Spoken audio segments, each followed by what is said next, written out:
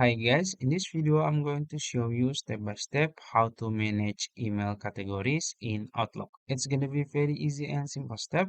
So first you can log into your Outlook account. I'm using website version here. You can also use your desktop app.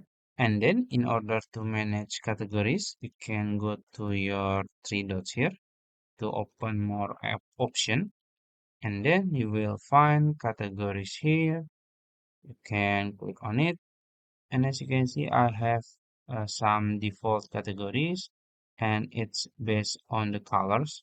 So if you want to change it, maybe you can just click manage categories here, and then you can edit the category name, and maybe you want to name it like maybe important mails, just like that, and then you can just save.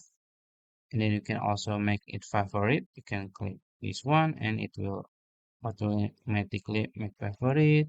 And also if you want to create more category, you can just click create new here, and then you can set it up. So I think that's it. If you found this video helpful, please like this video and subscribe to my channel. Thank you.